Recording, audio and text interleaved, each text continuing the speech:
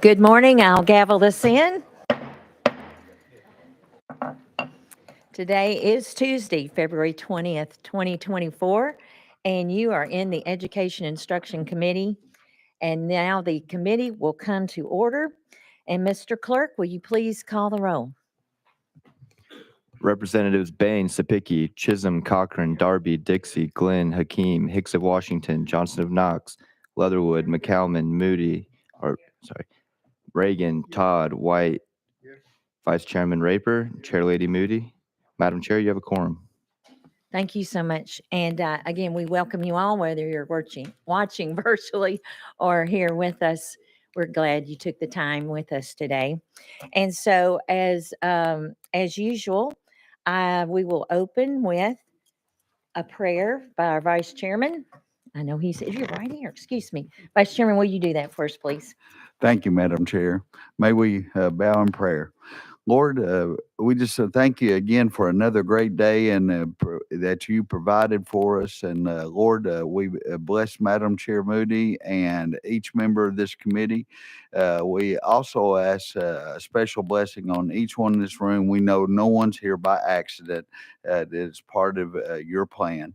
Lord, we know you sent your son here for to deliver us joy and peace, and may we never forget that he also died to give us everlasting peace. Lord, bless the state and bless this committee, and we ask it all in his precious name. Amen.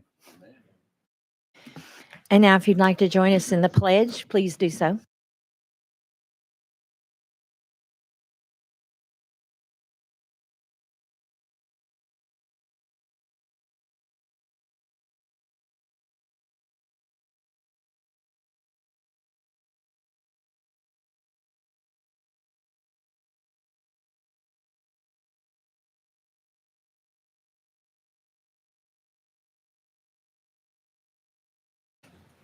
All right, thank you all for that. Members, I always like to start off, since we have a little time.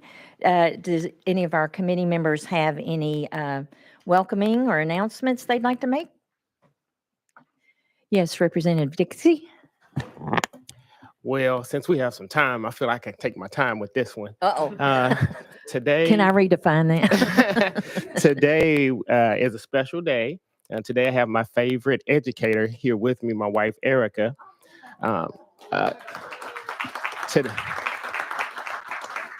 Today is also our 25th wedding anniversary. So I know I always reference my wife as an educator and a librarian, so she's not a mythical character. She's actually here. And I'd also like to wish my oldest brother, Steve, happy birthday as well. And if your gentlemen are smart, you pick your wedding anniversary on a date that you already know, and you have to remember, and you won't get caught up in any mess. But thank you and happy anniversary. You learn all kind of things in education committee, so be sure you bring your notebooks. And congratulations on 25 years. That's amazing. And God bless you. Anyone else on the committee? All right, I see no other hands. So we will get down to, we only have the one bill on our agenda today. So we will now hear from Representative Chairman Todd. Thank you. You do have a motion and a second. It's House Bill 2882. So Chairman Todd, you're now recognized. Thank you, Madam Chair. The SAVE Act already requires annual safety training for students, teachers, and personnel. This bill will add the firearm safety curriculum some are already doing to that template and credit toward the safety requirements already in place. The implementation of this safety instruction will be left up to the LEAs. They've got a lot of flexibility in this. This is written as a framework for them to work within. They can choose permission slips if they want to. They can make the class longer or shorter. It's totally up to them. They're already providing safety training right now. It's already a requirement, and this just adds a section of that. They'll probably adjust the time on the topics they're covering and insert this at whatever level of importance they deem necessary. And this allows 3 different groups to come together, determine what the most age appropriate time to start this education training, and then it will continue from that grade forward through the 12th grade. That's the Department of Safety, the Department of Education, and the Tennessee Wildlife Resources Agency. And I would like to note, I got an email from some constituents that represent the Urban Events Gun Club, and they're affiliated with Kings and Queens Gun Club, the NAAGA chapter in Knoxville, the Queen City Gun Club in Clarksville, the Alpha Gun Team of Memphis, the Memphis, Tennessee chapter of Urban Defense Gun Club, and the Steel Ladies Gun Club in Murfreesboro. And one of the statements they make is, as an organization with 6 local chapters and over 200 dedicated members in Tennessee, we firmly believe that the House Bill 2882 offers essential guidelines to effectively inform and educate youth and children on firearm safety. We see this proposed legislation as a critical step in averting firearm-related accidents while fostering greater awareness and responsibility among gun owners. With that, I stand for questions. Thank you for that explanation. We will have a few members that have their hands raised. First of all, Chairman Raper. Thank you, Madam Chair. And this is Representative Todd. This is just a point of clarification. I think you alluded to it, but I just want to make sure we get it out there for the record. This is not taken away from the regular instruction time. This is part of the original mandate that the state put forth as far as the safety instruction that's already in place. Am I correct? Chairman, you may speak. Thank you, Chair Lady. Yes, that is absolutely correct. We're not adding any more time to their day. We're not taking away from any other topic, any other subject. This is strictly working within the confines that they already have laid out in law now. Thank you. You're welcome. Next on our list, Representative Glenn. Thank you, Madam Chairman, Chair Lady. Sponsor, I have actually no issues with the bill itself.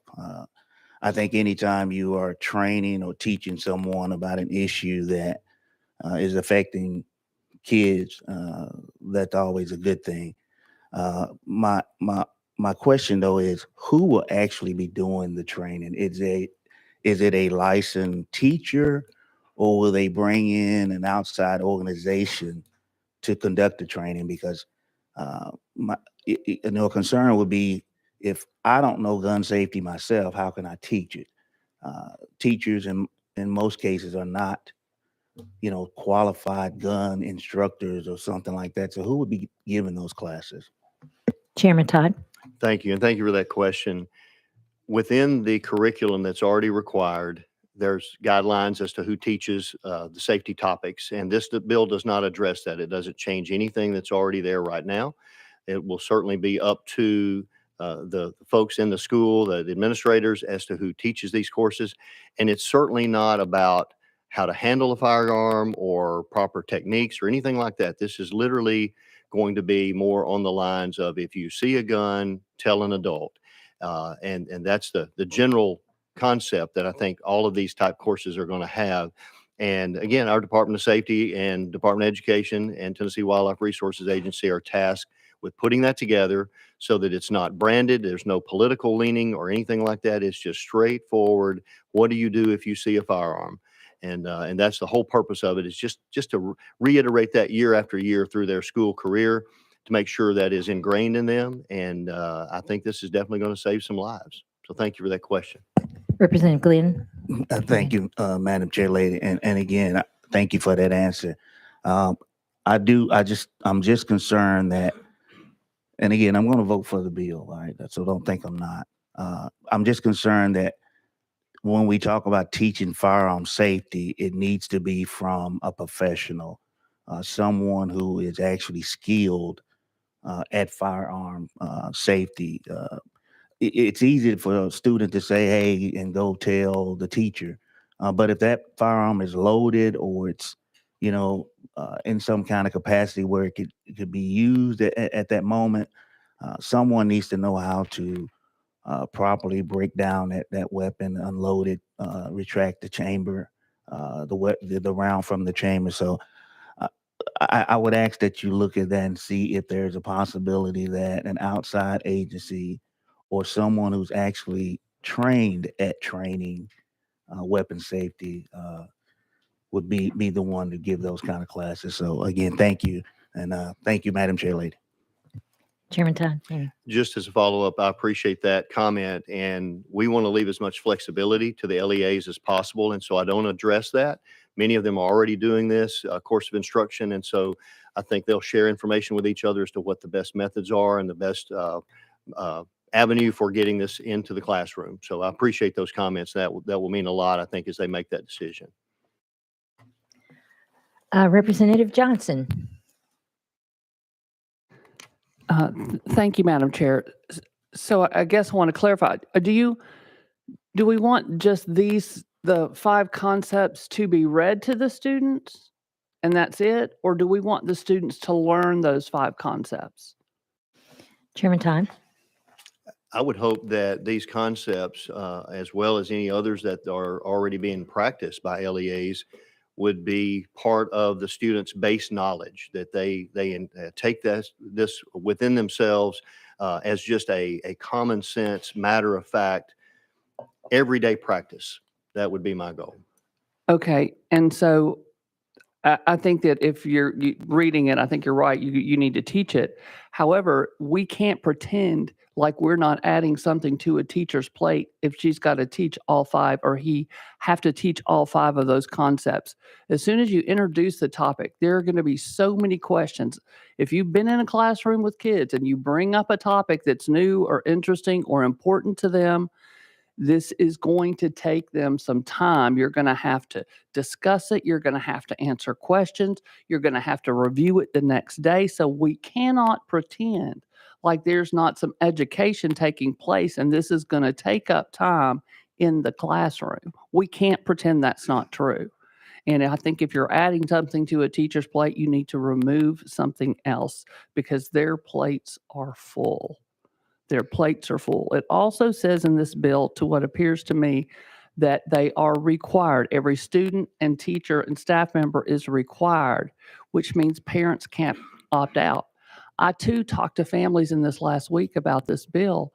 Their concern is that they can't opt out. If they have had gun violence in their family, they don't want their child to be triggered by a discussion like this in the classroom when they are not there to make sure their child is okay. And from what I can tell, there's no way for a parent to opt their child out of this. Is there a way? Chairman Todd. There would not be, and we obviously do not offer any kind of opt-out for students right now for fire training or fire safety training that's being provided. And if children have been in a fire, or they lost their home in a fire, they still need to know the basics of fire safety and how to get out, how to help others. So I think it's just part of life that we need to learn these skills and certainly want to be sensitive to those. And I think the teachers in the classroom are very, very capable of tailoring this type of instruction to the children that they're ministering to. So I trust them to make the best decisions with those children that are in their care each and every day. And they're teaching children, they're not ministering to them, and they always don't know the full history of every child. And I just think that we are setting some kids up for a very rough time unnecessarily. And as I said again, when kids ask questions, they're going to talk about gun violence and they're going to talk about these things. And I don't know how the person who's doing this training is supposed to address gun violence in a neutral way. I mean, I have serious problems with this bill. I'm sorry, but I don't think that folks have talked to educators and families who who are victims, and I can't support this bill. You good, Chairman Todd? Thank you, Madam Chair. Obviously, I disagree with many of the statements made. They're not accurate. This doesn't teach anything about violence. This is literally teaching how to respond if you see an inanimate object that could be dangerous. That is all this is about. Thank you, Madam Chair.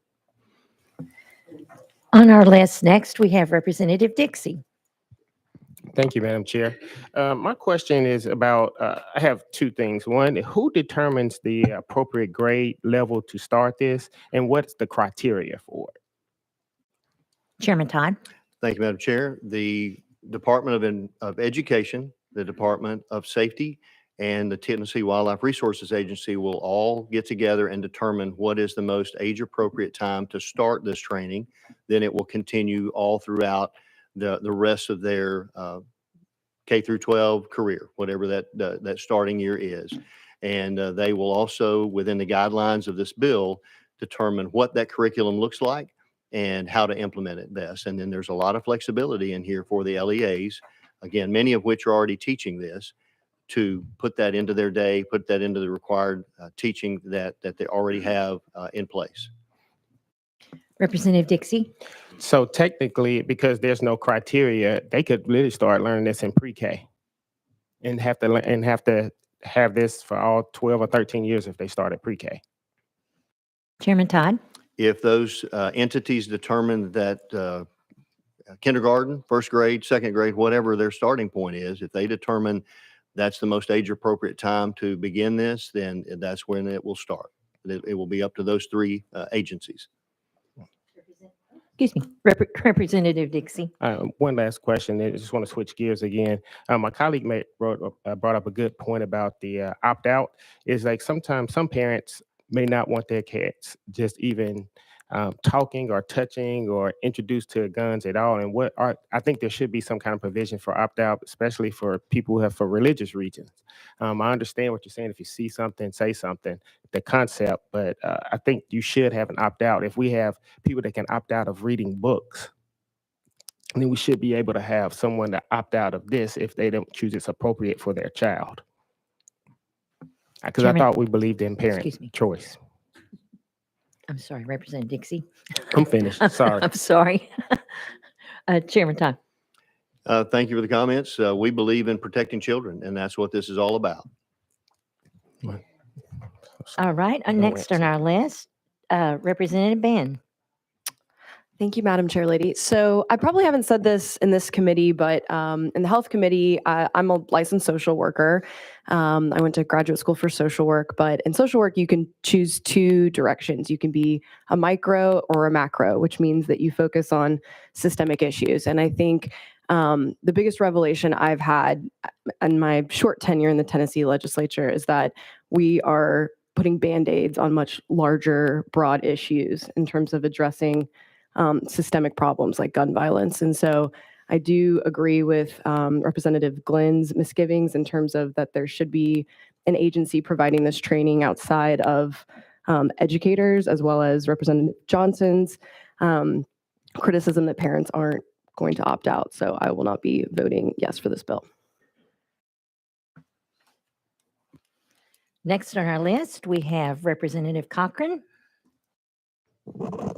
Thank you, Chair Lady, and thank you to the sponsor. I just wanted to point out, first of all, I think one of the strengths of the bill is that it is very well defined. And so section 1, subsection C, it's pretty clear what the instruction will consist of. It's not any great mystery. Subsection C, the instruction required under subsection B must teach students A, safe storage of firearms, school safety relating to firearms, how to avoid injury if the student finds a firearm, to never touch a found firearm, and to immediately notify an adult of the location of a found firearm.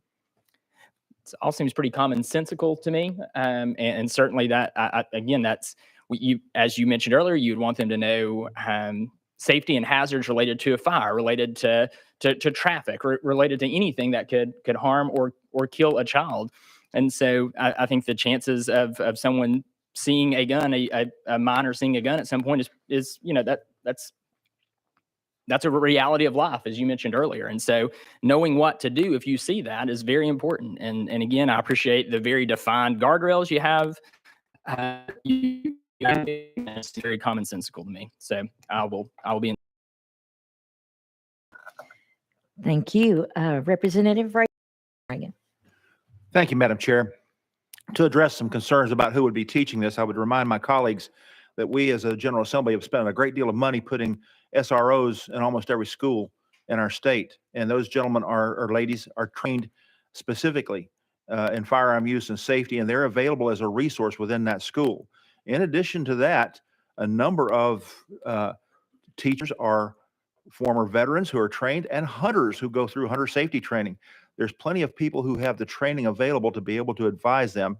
And this is a local issue bill. The LEA, the Local Education Authority, the school board is in charge of the details for this. The requirement is clear, though. We do not allow parents to opt their children out of fire safety training. We do not allow them to opt out of any other safety training that is considered essential.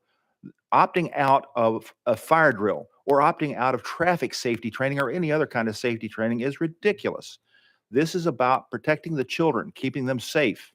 And a parent's objection to that is entirely misplaced.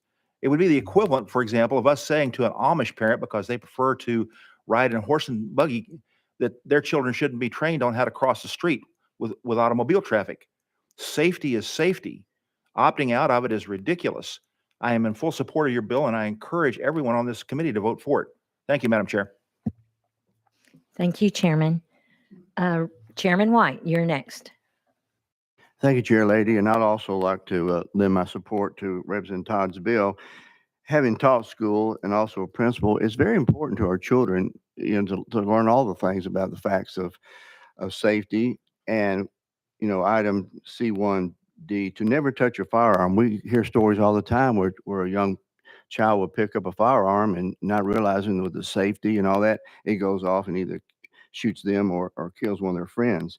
So having safety training in the school classroom, where you basically safe storage of firearms, school safety relating to firearms, how to avoid injury if a student finds a firearm, and to never touch it, and to notify an adult. These are all good concepts that we can discuss in the classroom. And I think it's good that the young people would have questions, because with the video games out there, that firearms are dangerous, and the school is a good place to teach this. So thank you, Representative Todd.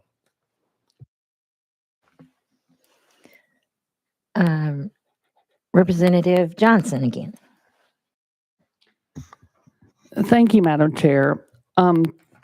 I've read the 5 concepts. I think those 5 concepts are good, but I think we have to be really honest about we have to teach them. It's going to take time. There are going to be questions asked.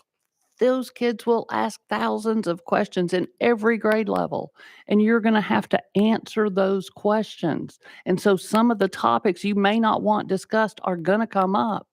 And the reality is this is going to take time. It's going to take a conversation in a lot of direction. And the idea that acts of nature like fire and tornadoes and these things, we have been doing drills for them and learning about them for years. But we've had guns since I've been around and others before me, but we haven't had our classes shot up. This isn't something we should just accept as the new normal. We can stop this, and this isn't going to do it. I don't have a problem at all with those 5 concepts, and I think a teacher can teach those 5 concepts. However, we have to make way in that classroom for every child to not get upset by the discussion or not have things come up from his family. This is just not the way to go without opting people out and without realizing it's going to take a lot of time to teach this concept. Chairman Todd, you good? Chairman Spicky. Thank you, Madam Chairman. I've been sitting here listening to this debate. We're either going to teach firearm safety in our schools or we're not. I called a question, asked for a roll call vote.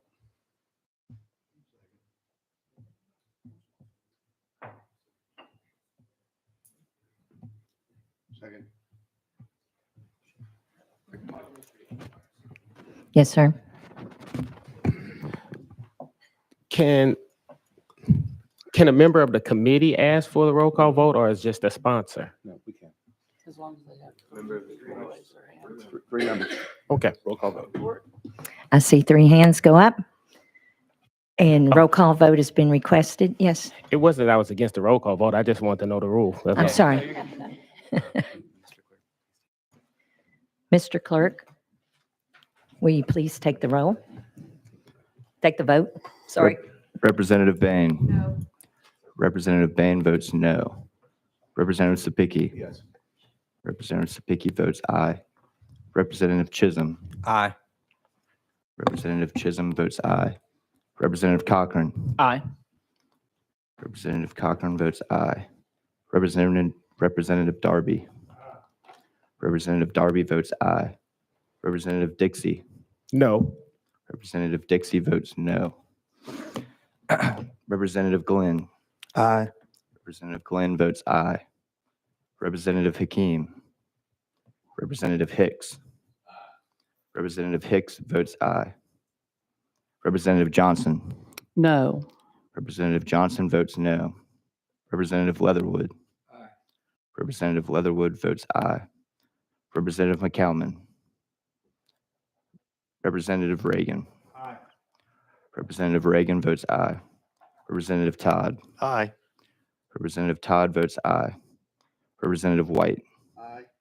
Representative White votes aye. Vice Chairman Raper. Aye. Vice Chairman Raper votes aye. And Chair Lady Moody. Aye. Chair Lady Moody votes aye.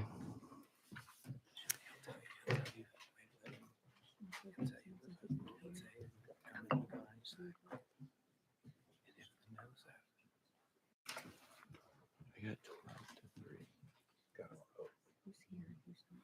The only one I don't have here is